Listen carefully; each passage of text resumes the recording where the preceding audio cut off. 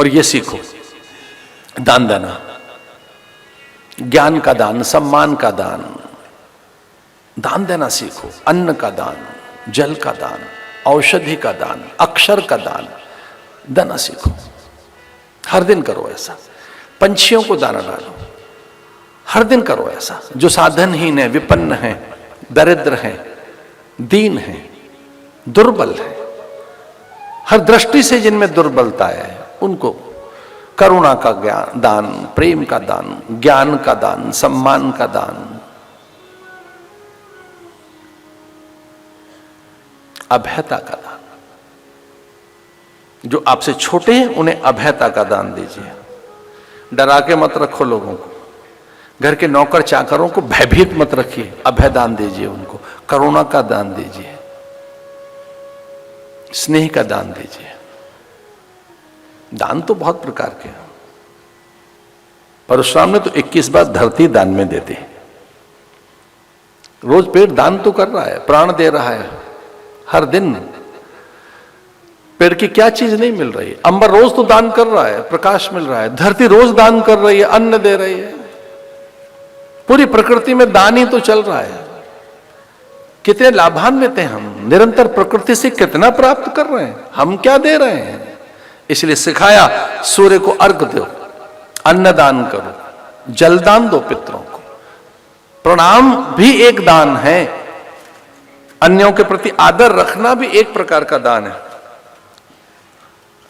अहिंसा प्रतिष्ठायाम तत्सन्निधौ वैर त्याग।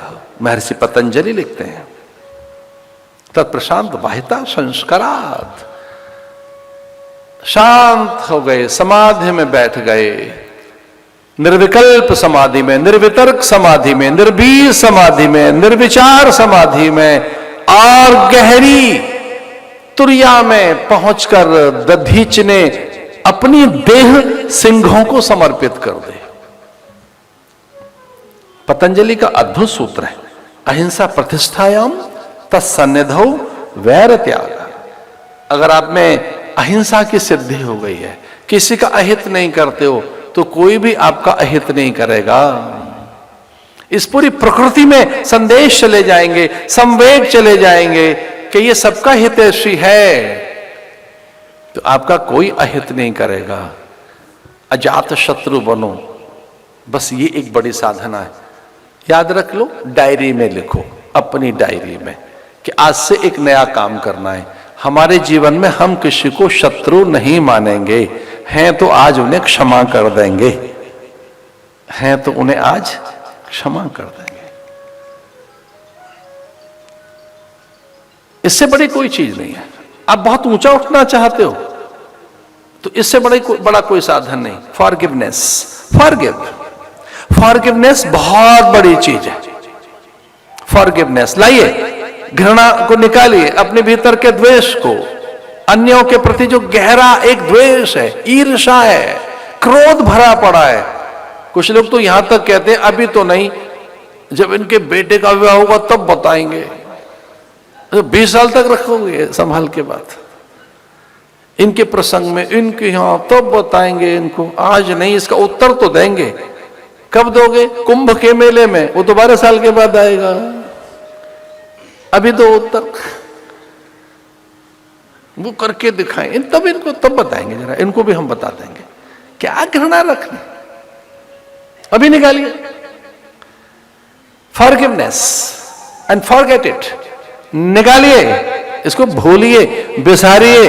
एक और बात है, जो कूड़ेदान में डालने वाली चीज है वो मन में क्यों रखी हुई है?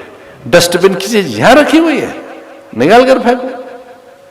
कूड़ेदान में जो चीज पड़ी होनी चाहिए, और कुछ लोग तो कूड़ेदान में डाल के फिर निकाल लेते हैं, काम की चीज है। पहले तो डाल देते हैं कूड़ेदान में, एक बार उत्साह में फेंको सारा कचरा, इट्स ऑल गार्बेज। फिर गार्बेज में भी ढूंढते हैं कि कौन सा यूजफुल गार्बेज है, फिर निकाल लेंगे कि ना ये तो बाद में रैपिंग के काम में आ सकता, रैप कर लेंगे इससे, पेपर को निकाल लेते हैं। अजामिल की कथा आती है कि किस तरह से दासी के संग में और उनके पास दूषित विचार आ गए, साध्वी, सुशीला, नीति पारायणा, अत्यंत सभ्य, शिष्ट, सुसंस्कृत घर की पत्नी दूर चली गई। उसे घर से निकाल दिया और एक नर्तकी को घर में ले आए, एक वेश्या को घर में ले आए। यजन भजन पूजन पाठ सब बिसर गया, रूप की आसक्ति में, और एक साध्वी चरित्र की पत्नी से दूर चले गए। सुशीला साध्वी यत्र नारायण परायणा, भागवत में आता है कि जो नित्य भगवत पारायणा थी सुशीला, सुभद्रा, ऐसी नारी को त्याग कर नर्तकी को घर में ले आए, वेश्या को। और उसकी शर्त यह थी कि घर में यजन भजन पूजन नहीं होगा। मैं इस शर्त पर घर में जाऊंगी कि आप अग्निहोत्री हैं, हवन नहीं करेंगे। मैं आपकी तब बनूंगी जब संध्या त्याग दोगे। मैं आपकी तब बनूंगी जब ये दोनों वस्तुएं गंगा में बहाओगे। कौन कौन सी? एक तो पाठ की पुस्तकें और दूसरी माला। इन्हें गंगा जी में छोड़कर आ और मैं तैयार हूं। कई बार रूप में कितना आसक्त होता है आदमी। ये मन भी बिल्कुल मक्खी की तरह से है हमारा। और मक्खी बेचारी, मक्खी को कुछ पता नहीं कि वो कब मल और मिष्ठान पर बैठती रहती है। मक्खी तो ऐसी है ना, जो मक्खी है ये कभी मल पे बैठ जाएगी, कभी मिष्ठान पर, कभी मल मूत्र पे बैठी है और कभी महात्मा के कमंडल पे, कभी बहुत गंदगी में बैठी है और ये मंदिरों के शिखरों पर। उसे पता ही नहीं वो बैठी कहां है, वो कहां पहुंच गई।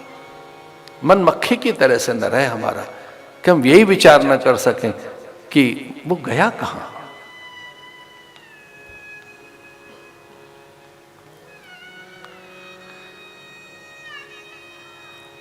पूजा की सारी पुस्तकें, माला झोली, दंडकमंडलू, आसन गंगा जी में बहा दिया। वैश्या के पास गया कि जो आपने कहा था सब कर दिया। बोले नहीं नहीं, अभी एक चीज और रहती है। वो क्या? यज्ञ कुंड को ध्वस्त करके, यज्ञ कुंड की ईंट से ईंट बजा दी उसने।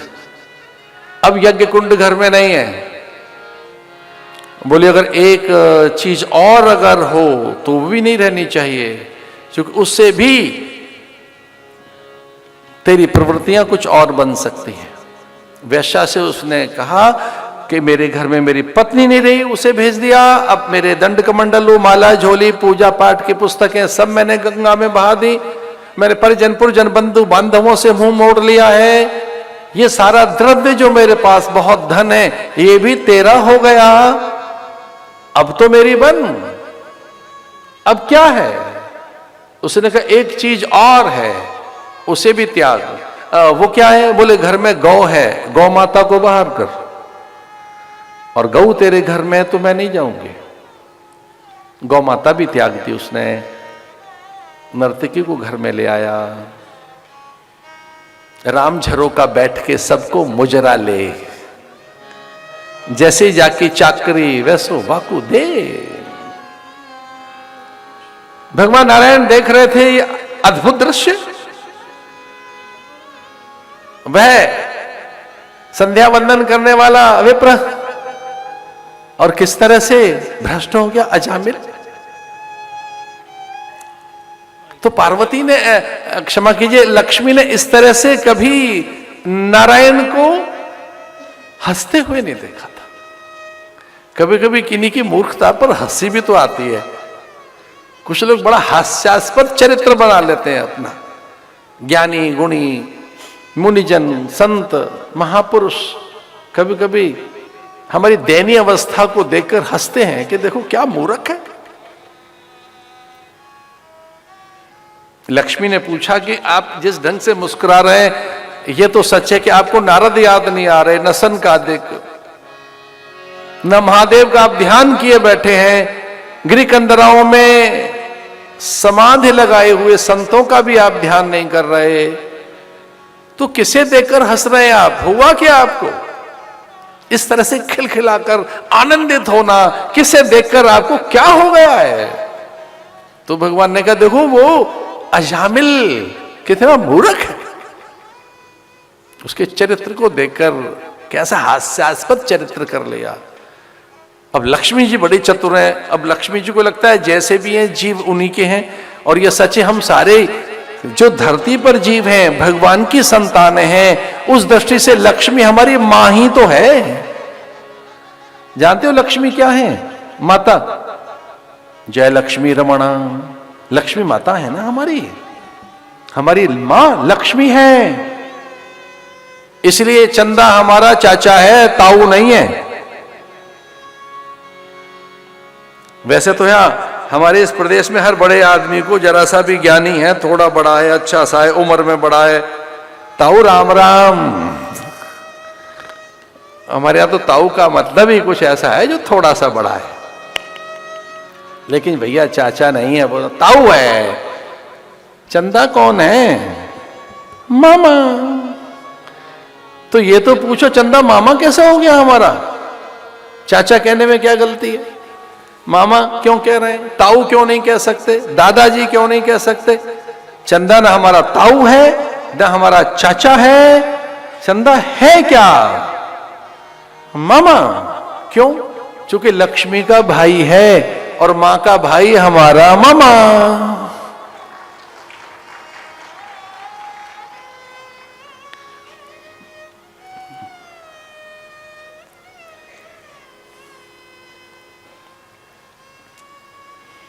इस प्रकार से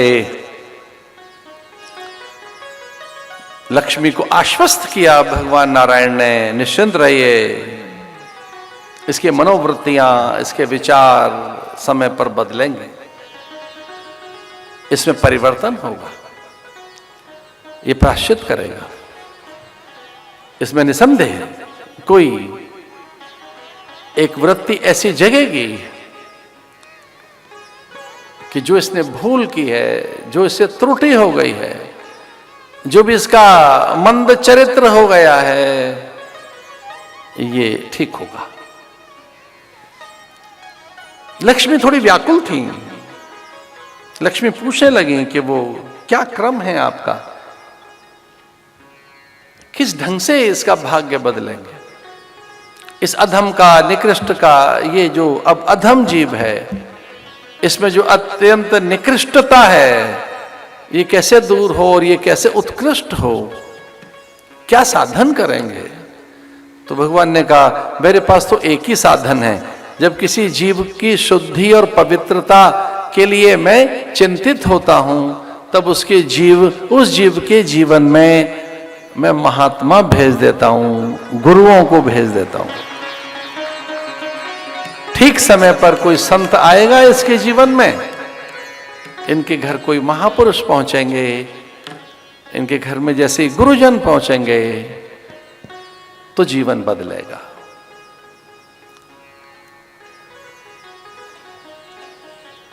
कान्यकुब्ज नगर की एक घटना बताई जाती है। वो त्रिकाल संध्या करने वाला सत्यनिष्ठ व एकनिष्ठ सदाचारी साधक कैसे भ्रष्ट हुआ और किस तरह से संत उसके जीवन में चमत्कार करते हैं, ये कथा भागवत में आती है। यति द्वार पर पहुंच गए। कुछ दिन के बाद वो भिक्षा का आग्रह करने लगे। नारायण हरि ऐसे कहकर उन्होंने पुकार की। ये भ्रष्ट हो चुका था, अजामिल चौर कर्म करता था, दस्यु हो गया था, जुआ खेलने लगा था, मद्यपान करने लगा था, भ्रष्ट आचार हो गया था उसका। आचारहीनम न पुनंति वेद। जो आचारहीन हो जाते हैं उन्हें कौन पवित्र करे? हमारे आचार विचार सत्संग से ही ठीक होते हैं, हमारे आचार विचार महापुरुषों के साथ ही ठीक रहते हैं। जो मन है उसकी गति तभी ठीक रहती है जब उसे सत्य मिले, तो सद से ही गति मिलती है, सदगति। महापुरुष द्वार पर आए और उन्होंने भिक्षा मांगी, ये कहकर भवति भिक्षाम देहि।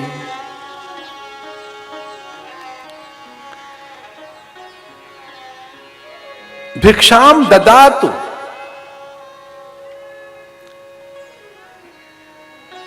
ददातु भिक्षाम भवति, ऐसे अलग अलग संबोधन रहे हैं। यति जो ब्रह्मचारी हैं, जो कुटीचक हैं, बहुधक हैं, हंस और परमहंसों के ये स्वर हैं। कुटीचक ये बोलेगा अथवा बहुधक क्या बोलेगा, वैदिक ब्रह्मचारी क्या बोलेगा, उसी से, उसके स्वर से वो पता लगाते थे कि किस प्रकार का याचक, भिक्षुक, अतिथि, अभ्यागत, आगंतुक हमारे द्वार पर है। और जैसे ही कोई अग्निहोत्र अथवा ब्रह्मचारी, ब्रह्मनिष्ठ, वीतराग, यति, कोई ब्रह्मवेत्ता हमारे द्वार पर आए भिक्षा के लिए, और इस बात पर बहुत गहरा ध्यान चाहिए मुझे आपका, अगर कोई ब्रह्मज्ञानी आपके द्वार पर भिक्षा के लिए आ गया है तो उसी दिन, उसी समय देवता और पितृ तृप्त हो जाते हैं, देवगण तृप्त हो जाते हैं, जन्मांतर की बिगड़ी बदल जाती है। एक अलग तरह के युग में अलग तरह की कई प्रकार की हमारी भ्रांतियां हैं। कुछ लोग कह रहे हैं कि वास्तु दोष हो गया है, कुछ कहते हैं ग्रह दोष है, कुछ लोग ये माने बैठे हैं कि पितृ दोष चल रहा है, कुछ लोग ये कह रहे हैं कि ग्रह दोष है, ग्रहों का प्रकोप है। ये सारी चीजें महापुरुषों की सन्निधि में, उनके आगमन से, उनकी नैकट्यता से ठीक हो जाती है। उनका आगमन सर्वथा कल्याणकारी रहता है और वह हितकर रहता है, सुखकर रहता है। हमारे यति संत परंपरा के गौरव, भारत की महान वीतराग ऋषियों की, संत सत्पुरुषों की जो दिव्य परंपरा है, आज के वर्तमान के एक दिव्य दैदीप्यमान दिव्य पुरुष, सत्पुरुष, हमारे अत्यंत आदरणीय पूज्य गीतामणि श्री जी महाराज, वंदनीय महामंडलेश्वर ज्ञानानंद जी महाराज का आगमन कल्याणकारी है।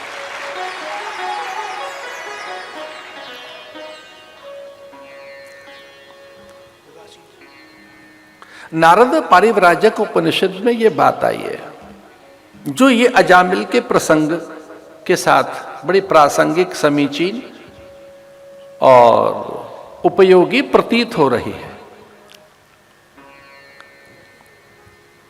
ये बड़ी प्रासंगिक लग रही है, बड़ी सामायिक लग रही है, और इस प्रसंग अथवा संदर्भ से भी वो एकीकृत दिखती है और बड़ी समीचीन है। ये नारद पारिव्राजक उपनिषद की बात। नारद पारिव्राजक उपनिषद में आता है कि जो यति, योगी, तपः, पूत, सन्यासी, अग्निहोत्र, ये जो ब्रह्मचारी गण होते हैं, प्राय यतियों को भिक्षा का अधिकार है, वे भिक्षा लेने जाते हैं योग यज्ञ के लिए, प्राण आधार के लिए, और सन्यासी के लिए ये स्वाभाविक वृत्ति बताई। भिक्षा वृत्ति का अर्थ भीख मांगना नहीं है, भिक्षा का आशय यहां देह मन प्राण की रक्षा के लिए। यति कामना करे, याचना कर सकता है यति प्राण रक्षण के लिए, योग सिद्धि के लिए, यज्ञ की पूर्ति के लिए, लोक कल्याण के लिए, पारमार्थिक प्रवृत्तियों के विस्तार प्रसार के लिए। तो कभी साधु ऐसे आह्वान करें सेवा के लिए, द्रव्य के लिए, सहयोग के लिए, किसी महत् कार्य की सिद्धि के लिए, समष्टि कल्याण के लिए, अगर प्राय सत्पुरुषों का, वीतराग महापुरुषों का, ब्रह्मज्ञानियों का ऐसा आह्वान रहता भी है, तो उसके मूल में लोक कल्याण की भावना रहती है। क्योंकि सन्यासी परमार्थ रूप होता है, सन्यासी स्वभावतः यज्ञ रूप रहता है, वो यज्ञ रूप है। सन्यासी को यज्ञ का स्वरूप माना गया है कि वो यज्ञ ही है। वो देव सत्ता अथवा पितृ सत्ता या भगवदीय सत्ता उसमें चैतन्य रहती है। यहां तक बताया गया है कि सन्यासी में देव मुखर रहते हैं, जीवंत और जागृत रहते हैं। उसकी संपूर्ण क्रियाओं में जो प्रखरता है वो कुछ और नहीं, भगवदीय प्रखरता रहती है उसमें। उसके में से जो प्रकाश आता है ज्ञान विचार और उसके चरित्र चिंतन का, उसके दिव्य अनुभूतियों का, तो उसे प्रेरणा पुंज भी कहते हैं। हमारे यहाँ ऐसा कहा गया। नारद पारिव्राजक उपनिषद में यहां तक लिखा है कि संत प्रेरणा पुरुष होते हैं, उनसे इंस्पिरेशन ली जा सकती है, तो उनसे हर बात की इंस्पिरेशन प्रेरणा ली जा सकती है। वे परमार्थ की प्रेरणा करेंगे, त्याग की, दान की, संयमशील सदाचार की, स्वाध्याय की, तप की, इंद्रिय निग्रह की। तो संत को देखकर आपके भीतर स्वतः कोई प्रेरणा पैदा होती है कि हम ऐसा त्याग, शील, संयम, सदाचार का प्रयोग करें। अथवा यज्ञ की प्रेरणा होती है, और वो जब कभी आह्वान करते हैं या वो कभी याचना करते हुए से दिखाई दें तो ये हमारा सद्भाग्य है। देव और पितृ उसी समय तृप्त और प्रसन्न होते हैं जैसे यति का आगमन द्वार पर होता है। और यहां तक लिखा है कि अगर कदाचित आपको यह लग रहा है कि कोई वास्तु दोष है, पितृ दोष है, धातु दोष है, प्राण चित्त का दोष है, किसी प्रकार की कोई विकृति और विकार है, तो यहां तक ये बात आई है कि ब्रह्मज्ञानी द्वार पर आ गया है तो सारी विकृतियों का शमन हो जाएगा, सारे विकार मिट जाएंगे। क्योंकि प्राय विकारों की जननी या जनक अज्ञानता और अज्ञान ही तो है, अविवेक ही तो है, अविचार ही तो है। तो आयतन की शुद्धि हो जाएगी, आयतन की, परिवेश की। अभी पहुंचे कहां गरुड़ जी काकभूषुंड के पास, कुछ योजन पूर्व ही उनमें चित्त शुद्धि हो गई, भगवत भक्ति जग गई, उनका समाधान हो गया। गुरोस्तु मौनम व्याख्यानम शिष्यास्तु छिन्न संशया। शास्त्र ऐसा कहता है कि गुरु के बोलने से पहले ही कई बार उनके ज्ञान प्रकाश से शिष्य के संशय छिन्न भिन्न हो जाते हैं।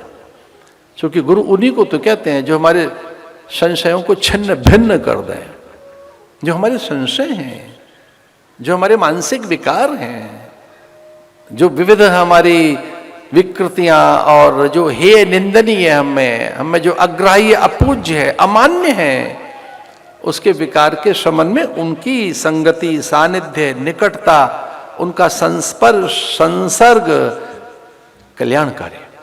एक जगह तो यहां तक लिखा है कि उनकी स्मृति कल्याणकारी है, जैसे दत्त स्मृति गामी है, वीतराग विषम व चित्तम। महर्षि पतंजलि कहते हैं कि वीतराग महापुरुषों के तो स्मरण से ही कल्याण होता है। और यहां अजामिल के द्वार पर यतियों का प्रवेश हो गया, ये भाग्य की बात है। भागवत ऐसा कहती है। इसमें मुझे याद आते हैं ब्रह्मलीन पूज्य स्वामी खंडानंद जी महाराज, और मेरे सन्यास का वो शैशव काल ही था। संयोग से एक बार उनकी कथा में इस प्रसंग को सुनने का अवसर मिला। ये बहुत पुरानी घटना और मेरे सन्यास का बहुत आरंभिक काल और ब्रह्मचारी काल, अध्ययन काल। संयोग से ब्रह्मलीन पूज्य खंडानंद जी महाराज इसी प्रसंग को सुना रहे थे, और उसमें उन्होंने ये बात कही जो मैं जस की तस ज्यों की त्यों आपको बता रहा हूं। उन्होंने कहा कि वो भगवद आज्ञा से उनके यहां पहुंचे, वो भगवद आज्ञा, हरिक्षा बलियसी, वो भगवदीय विधान कुछ ऐसा। अजामिल का वो एक तारण विधान, भवतारणम, भवतारक एक विधान, भगवान का एक विधान है कि सबको तारना है, वो तारक सत्ता है। भगवान का विधान अमंगल नहीं है, अनिष्टकारक नहीं है, किसी के लिए उसमें दुर्दैव नहीं है। भगवान का विधान सर्वथा कल्याणकारी है, और ये मान लेना ही भक्ति है। कोई पूछे भक्ति क्या है, तो भक्ति में दृढ़ मान्यता रहती है, एक निश्चय रहता है कि भगवान मेरा अनिष्ट नहीं करेंगे, अमंगल नहीं करेंगे, मेरी दुर्दशा नहीं होगी, कोई दुर्दैव मुझ में न्यूनता नहीं पैदा कर सकता। ऐसी दृढ़ मान्यता ही भक्ति है। तो इसका अर्थ क्या हुआ? इसका अर्थ यह है कि भगवान का विधान निर्दोष है, कल्याणकारी है, सर्वथा सुखकर है, हितकर है। वो जो उनकी विधि व्यवस्था है, वो नियति हो अथवा परमात्मा प्रकृति की व्यवस्था हो, वो सब हमारे लिए कल्याणकारी ही है। तो पूज्य ब्रह्मलीन खंडानंद जी महाराज कहते थे, इस प्रसंग में कह रहे थे कि भगवद आज्ञा ऐसी हुई, ईश्वरीय आदेश ऐसा हुआ कि वे यति उनके द्वार पर, वहां का परिवेश, अन्न, आहार, उनकी प्रकृति, उनके आचरण को देखकर वो चकित तो थे कि किसी असभ्य, अशिष्ट, अभद्र घर में आ गए हम, जिन्हें कुछ पता ही नहीं है। न तो यह अग्निहोत्र होता है, ये यजन भजन पूजन अर्चन वंदन कुछ नहीं जानते। हमें लगता है इन्होंने कभी सूर्य को अर्घ तो दिया नहीं होगा। हम जिस महिला के हाथ से अन्न ले रहे हैं, इन हाथों ने कभी सूर्य को अर्घ नहीं दिया होगा। इन हाथों ने कभी गाय का ग्रास नहीं निकाला होगा। इन हाथों ने कभी भगवदीय प्रसाद नहीं बनाया होगा। हमें याद नहीं आता, इन हाथों को देखकर लगता है कि इन हाथों से कोई द्रव्य दान में कभी नहीं दिया गया होगा। इतने अशिष्ट, अभद्र, अमंगल ये हाथ दिखाई देते हैं। एक सूखा गात, एक शुष्कता, एक हठ और अभिमान, एक रूप की आसक्ति और अंतर में गहरी कोई अंध कामना से घिरी, ये इसकी प्रकृति। लेकिन चूंकि अब अन्न का अनादर भी नहीं कर सकते, अन्नो वै ब्रह्म, अन्नो वै विष्णु, अन्न तो ब्रह्म है, अन्नाद ब्रह्म। अब अन्न इसके हाथ से आ ही रहा है तो अन्न की निंदा नहीं होनी चाहिए और न इसकी भी, क्योंकि जो अन्न दे रही है वो अन्नपूर्णा ही तो है। तो आज अन्नपूर्णा इस रूप में हमें भिक्षा दे रही है। आज अन्नपूर्णा का अन्न इस हाथों से हमारे पास पहुंच रहा है। यद्यपि ये संस्कार ही ना है, कोई कुलाचार इसको पता नहीं, ये सभ्याचार, शौचाचार, शिष्टाचार से अनभिज्ञ है। ये घर ही कुछ ऐसा है। अब भगवद आज्ञा हम पहुंच तो गए, पता नहीं अब ये कहां आ गए आज हम, ये हमारा प्रारब्ध कैसा कि कहां पहुंच गए। लेकिन भगवद आज्ञा है तो उसे ग्रहण करेंगे, इसका अनादर नहीं करेंगे, प्रसाद का अथवा भिक्षा का अपमान नहीं करेंगे। तो बहुत आदर के साथ उससे वो अन्न अथवा वो आहार ले ही लिया उन्होंने और उसे अर्पण करने लगे। ब्रह्मार्पण ब्रह्मवि ब्रह्मागनो ब्रह्मणा होतम ब्रह्मैव तेव गंतव्यम ब्रह्म कर्म समाधिना। समाधित चित्त जिससे हो, समाहिता आए, समीह से यानी चित्त में शांति, संतुलन। ब्रह्मार्पण ब्रह्मवि ब्रह्मागनो ब्रह्मणा हुतम, क्योंकि वो अग्नि भी ब्रह्म ही है जिसमें ये पका है, जो इसे पचाएगा हमारे भीतर वो भी ब्रह्म ही है। अहम वैश्वानरो भूत्वा प्राणिनाम देहमाश्रिता, मेरे भीतर भी जो इसे पचाएगा, जो रक्त बनेगा, मज्जा मांस मेद रुधिर, वो ब्रह्म ही होगा। ब्रह्मणा हुतम, उस अग्नि में भी ये आहुति ब्रह्म की ही है। ऐसे ब्राह्मी निष्ठा, ब्रह्माकार वृत्ति जिनकी थी, उस अन्न का वो आदर करते हुए उससे लेने लगे अन्न, आहार।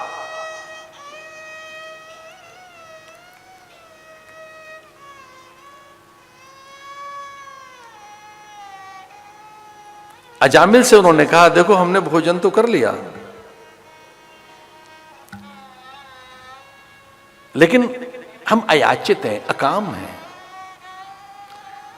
उन्होंने ये तो नहीं कहा कि आप काम पूर्ण काम है, हम निष्काम हैं, लेकिन सहसा यतियों के मुंह से निकला कि हम प्राय अकाम पुरुष हैं, अयाचित रहते हैं, कभी याचना हमने की नहीं, कभी नहीं की। और विश्वास कीजिए मेरी बातों पर, सन्यासी कभी नहीं मांगते, कभी नहीं। साधु कभी नहीं मांगेगा, वो अयाचित होता है। कभी उसने कोई सेवा के आदर्श आपके सामने रखे हों, सेवा का आह्वान किया हो, तो वो भी अयाचित अवस्था है उसकी, वो लोक मंगल के लिए है, वो परमार्थ के लिए। न जाने क्यों सन्यासियों के मुंह से, उन यतियों के मुंह से ऐसे निकला कि देखिए हम अयाचित हैं, याचना कभी नहीं करते, हम अनिकेत हैं, अयाचित हैं, लेकिन फिर भी हम कुछ मांगना चाहते हैं आपसे। भोजन तो करा दिया, दक्षिणा और दे दो। भोजन तो करा दिया, दक्षिणा और दे दीजिए। ये अजामिल से मांगने लगे, आपसे चाहिए। अजामिल ने कहा मैं आपका अपमान तिरस्कार नहीं कर रहा हूं, कटु वचन नहीं कह रहा, आपकी उपेक्षा नहीं मैंने की, आपके आगमन पर मैंने दुर्वचन नहीं कहे, ये दक्षिणा इतनी काफी है। मेरी पत्नी के चित्त को वशीभूत करके आपने आहार तो ले लिया, लेकिन बस इतना ही काफी है। लेकिन उस नर्तकी ने, उस गणिका ने यतियों को देखा पहली बार। आप्तकाम, पूर्ण काम, सत्काम, नित्य पुरुष, ऐसे जिनमें जो वो ब्रह्मवेत्ता महापुरुष, उसका हृदय पिघल गया और वो कहने लगी ये सामान्य पुरुष नहीं है, इसलिए आप इन्हें कुछ प्रदान करो। और यतियों ने कहा कि हमें दक्षिणा, हमें द्रव्य नहीं चाहिए, कोई वस्तु और पदार्थ नहीं चाहिए, कोई मूल्यवान पदार्थ नहीं चाहिए, बस दक्षिणा में तो हम आपसे एक वचन लेना चाहते हैं कि जैसे ही आपको पुत्र हो उसका नाम नारायण रखना, बेटे का नाम नारायण रख देना, ये वचन दीजिए बस दक्षिणा में, और कुछ नहीं। आपके घर में पुत्र होगा। ये सुनकर बड़े वो आश्वस्त हो गए, प्रसन्न हुए कि चलो कुछ मांगा नहीं बल्कि देकर जा रहे हैं, वरदान देकर जा रहे हैं, उसका नाम नारायण रखना। कथा में अधिक विस्तार नहीं करना चाहते हम। पुत्र हुआ, नारायण नाम रखा गया, पूर्व की स्मृति जागृत हो गई, पूर्व की अपूर्व में, पूर्व के भी पूर्व में, उसकी अपूर्वता में, पहले से पहले, सबसे पहले, उससे पहले, आरंभ के भी आरंभ में, उसके भी प्रारंभ में, और आद्य काल में हमारा जिससे संबंध है वो नारायण ही है। हमारी स्मृति में, चेतना में, हमारी गतिमति प्रकृति में, गुण स्वभाव में, हमारी भीतर की आत्मचैत्य सत्ता में, और आज की भाषा में मैं कहूं तो हमारे डीएनए में जो घुसा हुआ है वो कोई और नहीं, वो पितृ पुरुष परमात्मा ही है। हम मनुष्यों में, हम मनुष्यों में किससे हम हैं? हाँ ये सच है, हम अपने माता पिता से हैं, पर माता पिता के भी पिता और उसके भी पिता के पिता के पिता के मूल पिता तक पहुंचे हम तो नारायणी तक तो पहुंचेंगे। ओम पुनंतु पितरः, ओम पुनंतु पितरः, ओम पुनंतु पितामह, ओम पुनंतु प्रपितामह, प्रपितामह पितामह पवित्रेण शतायुषः। ये वेद मंत्र है। ओम पुनंतु पितरः। जो पितृ है, पितृ हैं हमारे, जिनसे हम हैं, वही हमें पवित्र और हमें सर्वथा योग्य बनाते हैं, हमें समृद्ध करते हैं, वही हमारी प्रज्ञा सत्ता को चैतन्य करते हैं। वेद मंत्र ये कहता है आओ उनसे आशीष ले लें। इस वेद मंत्र में आह्वान किया गया है कि आओ उनसे आशीर्वाद ले लें। किनसे? जिनसे हम हैं। तो अपने मूल तक पहुंचेंगे आप, मूल तक। ऊर्ध्व मूल अधः शाखा अश्वथ प्राहुरम वयम। ऊर्ध्व मूलम, ऊर्ध्व मूल, ऊर्ध्वरेति ऊर्ध्व, ऊर्ध्वत, ऊर्ध्वत परः ऊर्ध्व। ऊपर से ऊपर, सबके ऊपर, मूल के भी मूल में कौन है? परः। वो कौन है परः? पुरुषोत्तम, पुरुषोत्तम। जब अपना पता ढूंढने निकलोगे कि हमारे मूल में कौन है, हम पुरुषों के मूल में, हम मनुष्यों के मूल में कौन है, तो हम अपने मूल में जब लौटेंगे, ऊर्ध्व मूल वही मिलेगा। अपना अगर हम वंश वृक्ष बनाकर देखें, फैमिली ट्री बनाकर देखें तो उस फैमिली ट्री में आप नीचे आते हैं, आपके पिता ऊपर, पिता के पिता के पिता ऊपर। जब आप अपना वंश वृक्ष बनाते हैं उस वंश वृक्ष में आप सबसे नीचे हैं। हाँ, थोड़े ऊपर भी आ जाते हैं अगर आपका बच्चा हो गया हो तो, और थोड़ा ऊपर आ जाते हो बच्चे का भी बच्चा हो गया हो तो, और भी ज्यादा ऊपर आ जाते हो जब उनके भी बच्चे हो गए हो तो। लेकिन 100 साल के बाद में फिर आप दिखते ही नहीं कहीं, उसी में समा जाते हो। फिर दीवारों पर किसी और के चित्र टंगेंगे ना। पितृसत्ता में हम समाते जाते हैं, पितृसत्ता में। ओम पुनंतु पितरः सौम्यासः पुनंतु पितामह प्रपितामह पवित्रेण सतायुषः। ये वेद मंत्र है। ओम पुनंतु देवजना माम पुनंतु मनसाध्या पुनंतु विश्वा भूतानि जात वेद पुनीहमाम। ओ जात वेद, ओ ब्रह्म, जिससे मैं हूं जिससे, जो मेरा है भीतर चैत्य, वो तुझसे है। भगवान भी तो ये कहते हैं कि तू मेरा अंश है, मैं तेरा अंशी हूं। ममैवांशो जीवलोके जीवभूत सनातन, तो सनातन अंश है तू मेरा, तू नित्य है मेरा। तो मंत्र दे गए नारायण। जब प्राण निकलने लगे तो वो नारायण नारायण नारायण नारायण करने लगे। नारायण नारायण नारायण नारायण। हमारे यहां ये नारायण अलग अलग अलग विधाओं में बोला जाता है। एक स्थिति में 3 बार बोला जाता है नारायण नारायण नारायण। एक अवस्था में 4 बार बोला जाता है नारायण नारायण नारायण नारायण। और अगर लगातार बोला जा रहा हो तो कई बार ये चेतावनी के लिए, उपहास के लिए, और ये कई बार असमंजस की अवस्था में भी है। कुछ लोग कहते हैं नारायण नारायण नारायण नारायण नारायण, लेकिन ये स्मृति है, ये याद करने लायक है, ये बस ये याद रखने लायक है। नारायण स्मृति तस्मात् सर्वेषु कालेषु मामनुस्मर युद्ध च। तस्मात् सर्वेषु कालेषु, ऑल द टाइम, जो हमारी स्मृति में रहे, वो मूल रहे। परा नारायण, परा पुंसा अन्ते नारायण स्मृति। हमारी स्मृति में क्या रहे, वो रहे नारायण। और जीवन में सारी विपत्तियां उनकी विस्मृति के कारण है। अब हम तो बचपन में वेदांत के विद्यार्थी रहे, तो बाल्यकाल में जब वेदांत सुना गुरुजनों के श्री मुख से, तो बार बार वो एक बात कहते थे, वो इतनी पक गई बात। वो कहते थे कि आत्मविस्मृति, नारायण विस्मृति ही दुख का कारण है।